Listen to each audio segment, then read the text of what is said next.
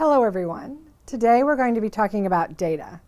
So data is commonly defined as a collection of facts or information, and I personally tend to think of data as a bunch of numbers on a spreadsheet, but data can actually be a bunch of different things in teaching and research. It could be archaeological notes from an archaeological dig, it could be images from the Hubble telescope, or even ocean tide measurements.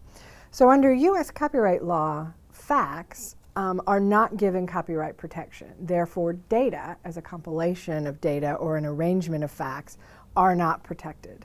The US also doesn't recognize what is sometimes called sweat of the brow. So even if it took you a lot of time and effort to collect the data, that's not enough for it actually to get copyright protection.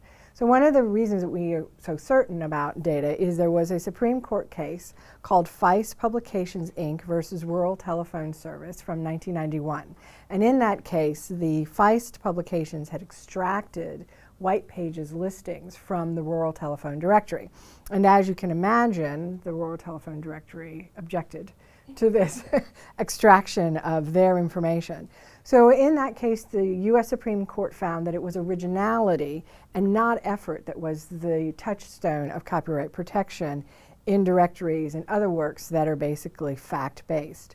So if you look at the white pages as the example in that case, white pages are arranged in a very logical order by last name. So that is not enough in and of itself to get copyright protection. So hard work isn't enough in order to have a copyright. No, unfortunately not. But just because data as facts doesn't get a copyright protection, there are some additional things to think about around data. One is that compilations are copyrightable.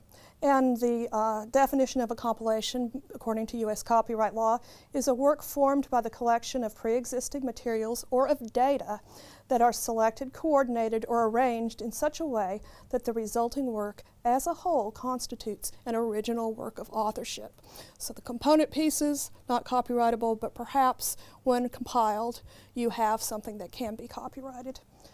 In addition, spreadsheets of numbers are facts, but they can also be arranged in different ways that may entail a copyright. For example, if arranged on a bar chart or graph, that may be sufficient expression to have a copyright in the bar chart or graph at that point. And finally, data can become a trade secret. So it may be that you have facts that are not copyrightable, but if they are maintained by a business and maintained as a secret or confidential, and that there is economic value to that secret, then you may have a protected type of data, even though it's not copyrightable.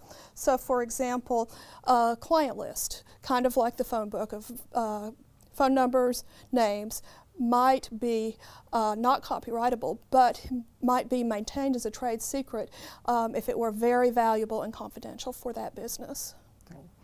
Well, it seems that that's related in some ways to privacy, which can also be something that comes up with data.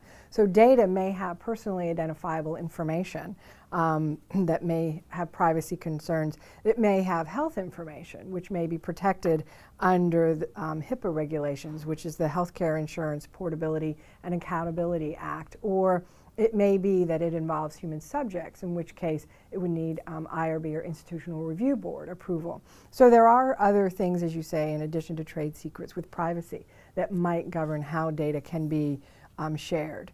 It's also possible that someone who creates a collection of data may actually put contractual provisions on how that data set can be used. So while the data set itself may not be protected by copyright, there may be contractual provisions in place that will dictate how that data can be used. And generally, because we have a freedom to contract in US law, those contract provisions would trump essentially anything under potentially copyright law.